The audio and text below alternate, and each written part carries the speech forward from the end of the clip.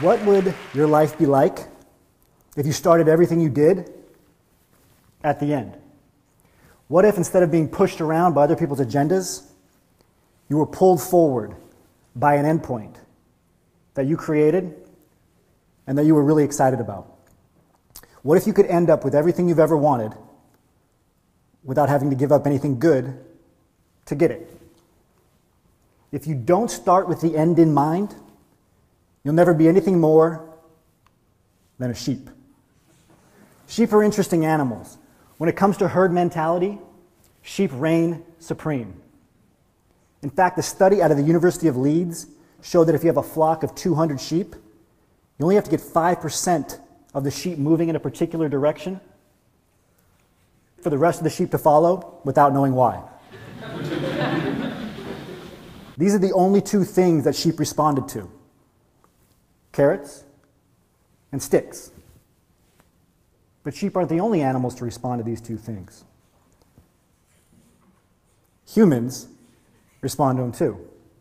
In fact, that same study out of the University of Leeds showed that for any large group of human beings, you only have to get 5% of them moving in a particular direction for the rest of the group to follow without knowing why. But I was really good at chasing carrots, and I was really good at running away from sticks. But after the first few years, I realized that being a professor just wasn't right for me personally. I had been chasing this hazy idea of being a doctor or of being rich without ever looking up to see where I was going. And now I was stuck. I was stuck because I didn't know what I wanted to do with my life. In fact, I didn't even know what else I could do outside of this narrow career path that I was on. Feeling stuck is one of the worst feelings in the world. You feel heavy, you feel confused, you feel like a failure. You have no energy and all you see are dead ends. But then, one day, I decided to do something different. I decided to do the opposite of what I had been doing my whole life. Instead of running away from sticks and chasing carrots that were held out in front of me, I decided to start with the end in mind. My end point, I decided, was simply the actions that I wanted to wake up and do on a daily basis. So that's where I started. I created a wish list of daily actions. Once I had mapped out my end point, I worked backwards from there to write down a few key outcomes that I would need to achieve in order to live that lifestyle. I continued to work backwards from there by writing down a series of benchmarks or checkpoints that I would need to hit in order to achieve those outcomes. That's how I mapped out my endpoint on paper. And it sounds simple, but this process completely changed my life. The first thing that I noticed was that all of a sudden I had 10 times as much energy after mapping out my endpoint than I did literally the day before. My energy levels skyrocketed. The more you define what you have in front of you, the more energy you'll have to complete it.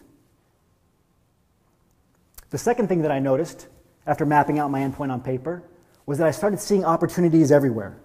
I started seeing ways to get to my endpoint in everything that I did. Everything that I read, saw, heard, I found ways to get there. I started seeing opportunities when literally the day before, I saw nothing but dead ends.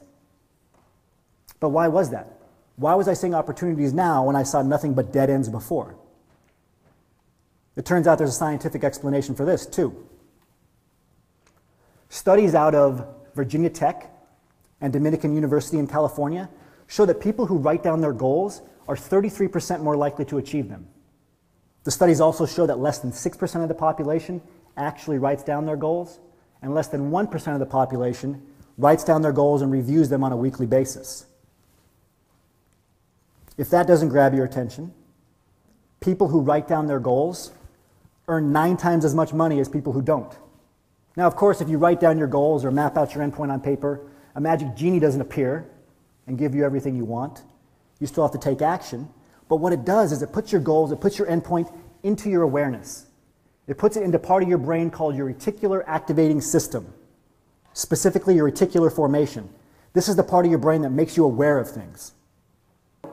And I got a reasonably priced navy blue car with fairly low miles. This was my car on the first day that I owned it, and that first week when I started driving it, I noticed something funny. I started seeing that same navy blue car everywhere that I went, but I never saw it before. It's because now it was in my awareness. It was in that part of my brain, the reticular activating system. This is the same thing that happens when you map out your endpoint on paper. You'll start seeing ways to get to that endpoint everywhere in everything that you do. Now, you don't have to stop at writing down your goals or mapping out your endpoint on paper. You can take it a step further. You can create what I call our endpoint props. Endpoint props are something I've used in my own life. Back in graduate school, I created a vision board, kind of a symbol of my endpoint. I posted pictures of people who were in shape because I had gotten out of shape. I posted pictures of healthy kidneys because my kidneys were unhealthy. I posted pictures of the world and places in the world that I wanted to go because I had never left the country.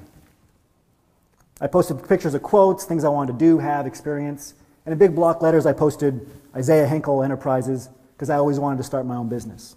Less than 3 years later, I've been fortunate enough to be able to do many of these things. I've started several successful businesses. I've traveled the world extensively. I've given almost 300 seminars now in over 22 different countries.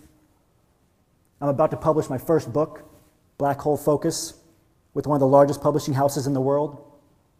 And just 3 weeks ago, I went to the doctors, and I found out that my kidneys are functioning normally again. I say this to impress upon you that anything is possible for you personally when you start with the end in mind. If you don't start with the end in mind, you'll never be anything more than a sheep. But if you start with the end in mind, you'll be the leader of your own life, you'll end up with everything you've ever wanted, and you won't have to give up anything good to get it. Thank you.